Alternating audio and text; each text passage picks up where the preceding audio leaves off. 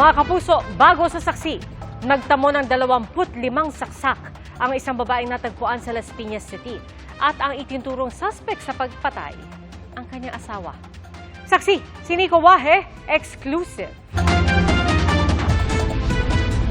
Nakahandusay sa damuhan at duguan ng babaeng ito ng datnan ng mga otoridad sa Las Piñas City tanghali kahapon. Ang biktima, 25 beses sinaksak. Naitakbo pa sa ospital pero binawian din ng buhay. Kwento ng nakasaksing gwardiya sa lugar, may narinig siyang sumisigaw. Pagbabike ako sa aking area.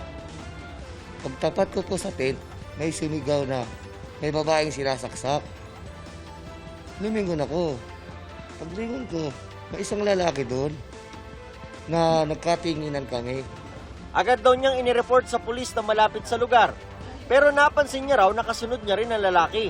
Nung nakita ko ng katakas siya, hinarang ko po yung bike ko. Kaso talagang magaling siyang umilag siyang ganon. Nakatakas ng tuluyan ng suspect pero nagkaroon daw ng person of interest ang Las Piñas Police nang may mag-text sa cellphone ng biktima. Nung ite-turn over ng Soko yung cellphone, the cellphone pop out at nagsabi ang isang lalaki in the word goodbye.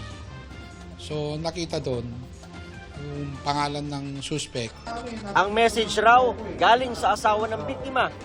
Hindi pa nga raw noon alam ng mga pulis ang pagkakakilanlan ng babae hanggang may tumawag ng online shopping delivery rider sa cellphone ng biktima. Sinasabi na yung parcel na yon ay papunta dito sa biktima. Kaya doon namin na-identify sa pangalan yung biktima.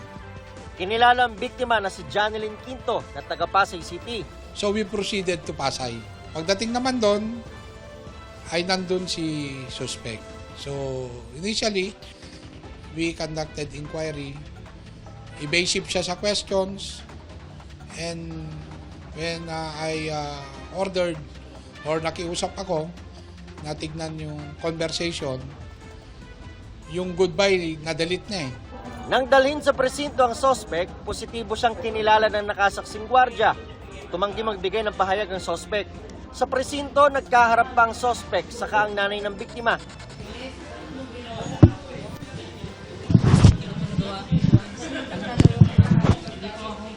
Patuloy na iniimbestigahan ng Las Piñas Police ang insidente. Selos ang isa sa tinitignan nilang motibo ng pagpatay. Parricide ang isasampang reklamo sa suspect. Para sa GMA Integrated News, Nico Wahe, ang inyong saksi.